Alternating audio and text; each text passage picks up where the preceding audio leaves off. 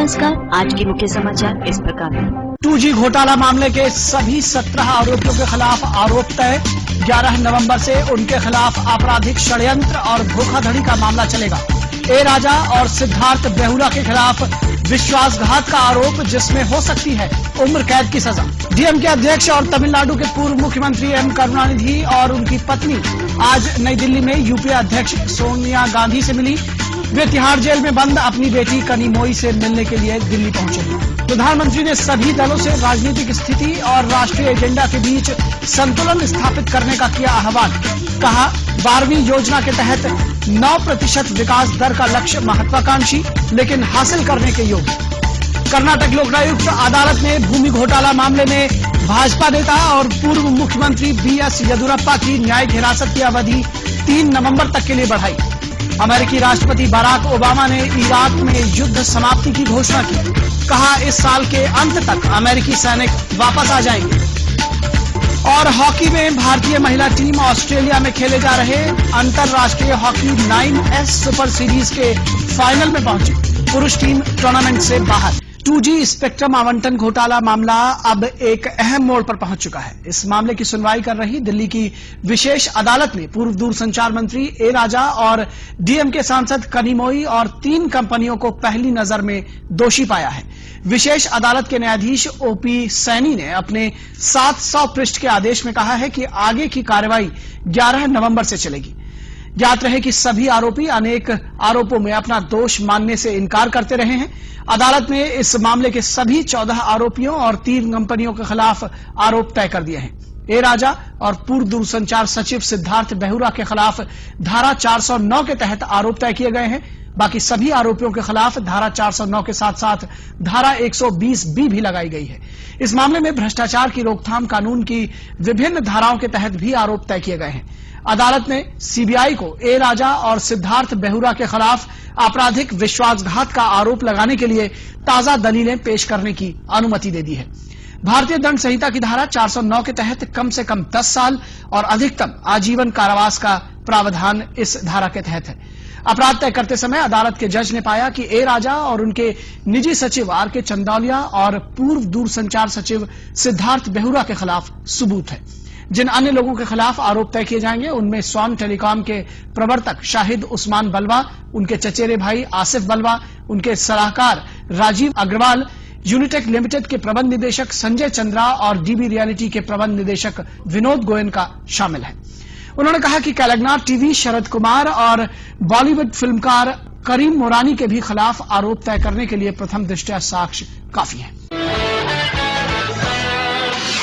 पूर्व संचार मंत्री ए राजा के निजी सचिव आर.के. चंदौलिया के वकील विकास अग्रवाल ने अपने मुवक्किल और ए राजा पर कोर्ट पर लगाए गए धाराओं की जानकारी दी।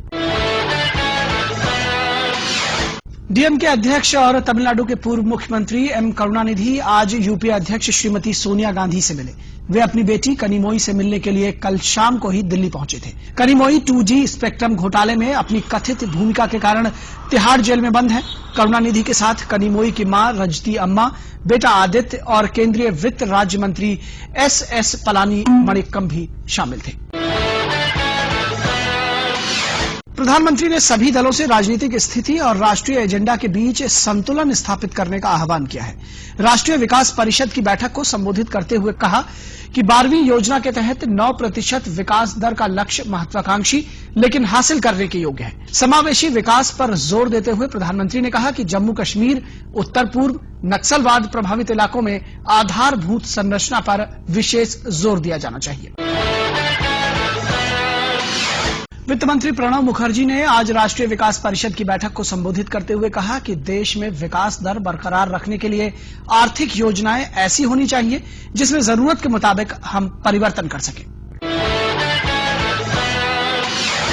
केंद्रीय कृषि मंत्री शरद पवार ने राष्ट्रीय विकास परिषद की बैठक को संबोधित करते हुए कहा कि देश में बढ़ती आबादी की खाद्य जरूरतों को पूरा करने के लिए राज्य और केंद्र सरकारों को मिलकर काम करना होगा। साथ ही उन्होंने कहा कि कृषि जल पर आधारित है, इसके लिए जरूरी यह है कि राज्य सरकारें और केंद्र सरकार कृषि से संबंधित ऐसी योजनाएं बनाएं जिसमें कृषि विकास के साथ साथ जल के सदुपयोग को नजरअंदाज न किया जाए। गोवा के मुख्यमंत्री दिगंबर कामथ ने भी इस बैठक को संबोधित किया।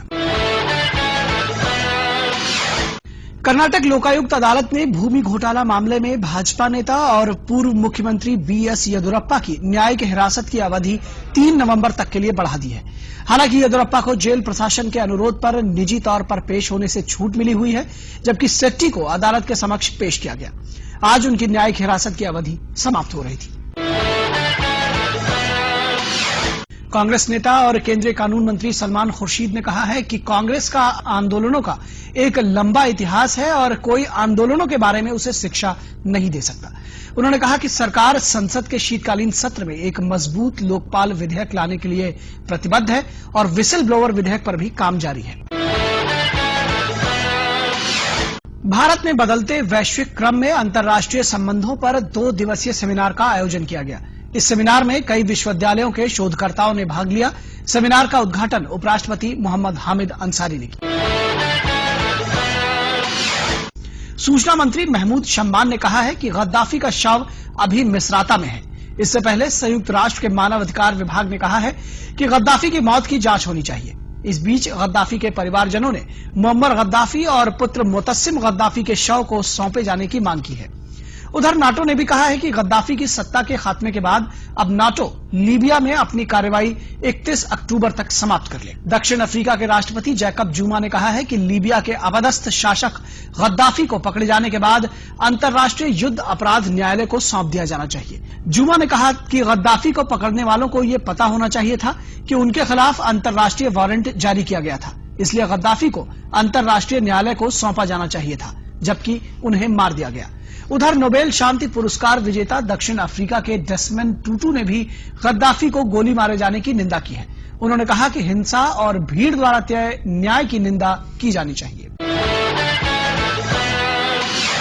राष्ट्रपति बराक ओबामा ने अमेरिका के इतिहास के अब तक के सबसे लंबे और विघटनकारी युद्धों में से एक इराक युद्ध के खत्म होने का ऐलान कर दिया है। ओबामा ने कल कहा कि उनके कार्यभार संभालने से पहले हुए समझौते के तहत साल के अंत तक इराक से सारी अमेरिकी सेना हटा ली जाएगी। ओबामा के इस बयान से उन अटकलों पर विराम लग गया है जिसमें साल 2011 के बाद भी इराक में अमेरिकी सेना के रहने पर चर्चा थी। इस साल के अंत तक अमेरिकी सेना की वापसी के साथ ही करीब 9 साल बाद इराक में अमेरिकी युद्ध पूरा होगा। 15 देशों की संयुक्त राष्ट्र सुरक्षा परिषद में 2012-13 के लिए गैर स्थायी सदस्य के रूप में कल टोगो को चुन लिया गया। इसके साथ ही टोगो, पाकिस्तान, मोरक्को और ग्वाटेमाला के साथ ही शामिल हो गया है, जिन्हें शुक्रवार को ही चुनाव के पहले दौर में चुन लिया गया था। सुरक्षा परिषद में पाकिस्तान के चुने जाने के बाद संयुक्त राष्ट्र में पाकिस्तान के राजदूत अब्दुल्ला हुसैन हारून ने कहा कि उनका देश सुरक्षा परिषद में अपने सहयोगी भारत के साथ आगे मिलकर काम करने को बहुत उत्सुक है। उन्होंने कहा कि संयुक्त राष्ट्र में भारत के राजदूत हरदीप सिंह पुरी के साथ उनके पहले से ही बहुत अच्छे संबंध हैं। भारतीय महिला हॉकी टीम ने ऑस्ट्रेलिया में खेली जा रही इंटरनेशनल हॉकी 9 सुपर सीरीज के फाइनल में जगह बना ली है। भारतीय टीम ने आज मलेशिया के साथ 1-1 से संघर्षपूर्ण ड्रॉ खेला, लेकिन ये उन्हें फाइनल में जगह दिलाने के लिए काफी था। भारत ने कल ऑस्ट्रेलिया के साथ ड्रॉ खेला था और पहले दिन मलेशिया के खिलाफ पूरे अंक अर्जित किए थे। इस तरह उन्होंने जीत 3 देशों की इस प्रतियोगिता के फाइनल में जगह बना ली है। प्रतियोगिता के फाइनल में कल भारत का मुकाबला ऑस्ट्रेलिया से है। वहीं भारतीय पुरुष टीम की फाइनल में पहुंचने की उम्मीद समाप्त हो गई है, जब ऑस्ट्रेलिया ने अंतिम लीग मैच में भारत को 4-1 से करारी शिकस्त दी। भारत को फाइनल पहुंचने के लिए आज जीत की दरकार थी, लेकिन उन्हें खेल के हर विभाग में शिकस्त झेलनी पड़ी। एक ड्रॉ और 2 हार के साथ भारतीय टीम प्रतियोगिता के फाइनल में जगह बनाने में नाकाम रही है। ऑस्ट्रेलिया ने अपने सभी मुकाबले जीतते हुए शानदार अंदाज में फाइनल में जगह बनाई है और अब फाइनल में होने वाले मैच में कल ऑस्ट्रेलिया का मुकाबला न्यूजीलैंड से होगा। वहीं कांस्य पदक के लिए होने वाले मैच में कल भारत का सामना पाकिस्तान के साथ होगा। फीफा अध्यक्ष सेप ब्लैटर ने कहा है कि 1990 में टीवी प्रसारण की बिक्री को लेकर हुई धांधली के सभी गोपनीय कागजात को सार्वजनिक किया जाएगा। गौरतलब है कि 90 के दशक में फीफा के मार्केटिंग पार्टनर ISL द्वारा फीफा अधिकारी को घूस लेने का आरोप था, जिसे फीफा ने अब तक गोपनीय रखा था। अब इसकी उचित जांच के लिए फीफा ने एक स्वतंत्र जांच आयोग का गठन किया है।